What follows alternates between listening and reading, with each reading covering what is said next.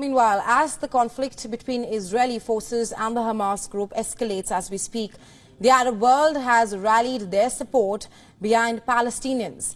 And this comes in hours after the Gaza militant group struck deep within the Israeli territory, launching over 7,500 rockets and armed men breaking through Israelis' defenses.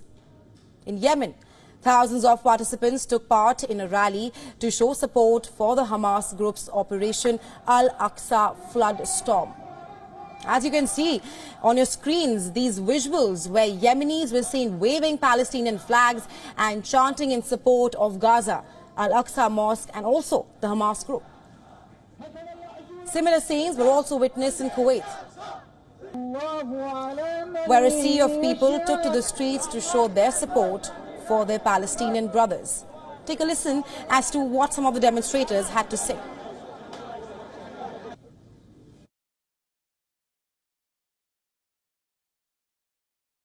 خرج الشعب اليمني اليوم تأييدا ونصرة ومشاركة لإخواننا المجاهدين المقاومين في فلسطين وتأييدا لهذه العملية واتخاذا للموقف الطبيعي لهذا الشعب العظيم الشعب المؤمن.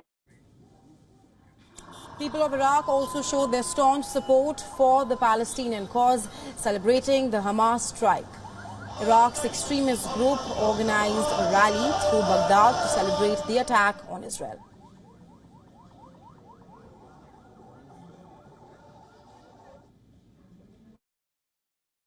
اليوم خرجت المقاومة الإسلامية كتائب وحزب الله بمسيرة انطلاقية في شوارع بغداد بمناسبة الانتصار الذي حدثت في المقاومة الإسلامية في فلسطين على العدوان الصهيوني اليوم الذي تحقق بفضل دماء الشهداء وأن هذا النصر الإلهي.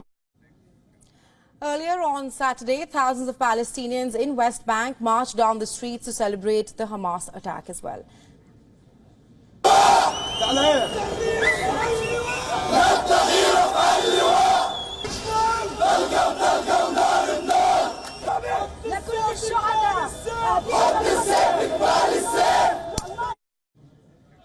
The Palestinians say that the closure amounts to collective punishment for Israel's years-long occupation of their territory.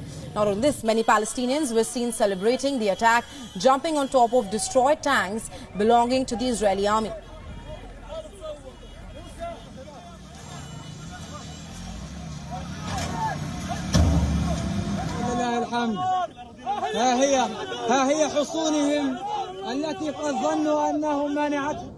And for more on this, we are now being joined live by Lieutenant Colonel Daniel L. Davis, who is a military expert and senior fellow for defense priorities, and he's joining us live from Virginia. Thank you so much for joining us on Beyond, Colonel. Thanks for having me.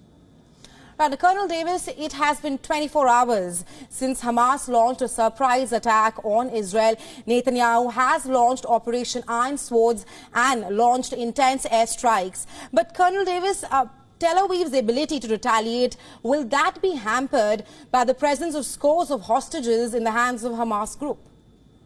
Well, it'll be hampered by quite a number of things, not the least of which is the large number of Israeli civilians which have been captured and are now being held in all kinds of areas, apparently throughout the Gaza Strip, and that's going to definitely hamper, especially any large-scale air attacks. I think it's going to make that very difficult for Israeli defense forces. But also we have to understand that this has been planned for quite a long time, meticulous planning and very good execution, and how it's especially in their surprise that they launch. And that also implies that they have a good plan for an Israeli incursion. So anytime you fight in a built-up area and in cities, you're going to have problems with civilians, but there's also going to be probably ambushes and all kinds of booby traps. So this is going to be a very, very difficult situation for the Israeli Defense Forces if they have to go into the Gaza Strip.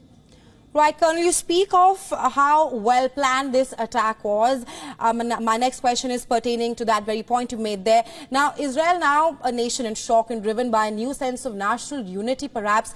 But in the months previous, there have been deep divisions over the judicial reforms, with some of the reserve Israeli soldiers staying at home. My question to you is that, was that possibly seen as a sign of weakness by Hamas, that maybe this is the right time to strike? I think they may have been incidental to it, because anytime you have an operation of this complexity, where it was literally air, land, and sea, and in 20 different locations out there, these things have to have been planned and rehearsed for many, many months, possibly even years. So I don't think that anything that's happened in the near term had any impact on the operation itself, but may have just been a convenient issue on the day of launch. Right, absolutely. There also speculation regarding the timing of the attack when there was a peace deal which was struck between Israel, US and Saudi Arabia.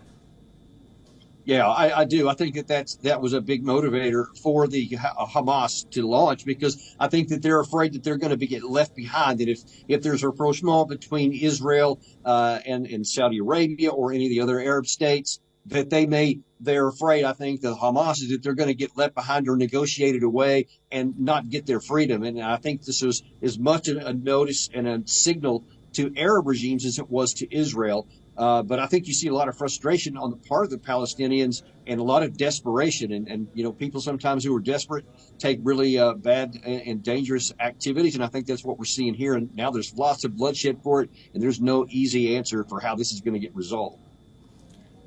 Right, Colonel. Now, Israel is also known to have a strong and a robust air defense system known as the Iron Dome. Then how was Hamas able to inflict this colossal level of damages?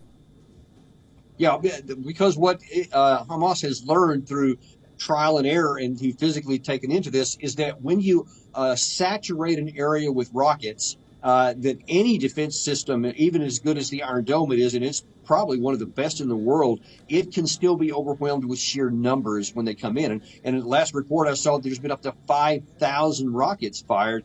And, it takes a lot of, as we're seeing throughout the Russia-Ukraine war, it takes a lot of missiles to knock down a missile and a rocket. And so that's the reason why, because Hamas has saturated certain areas so that the Iron Dome just can't keep track of it.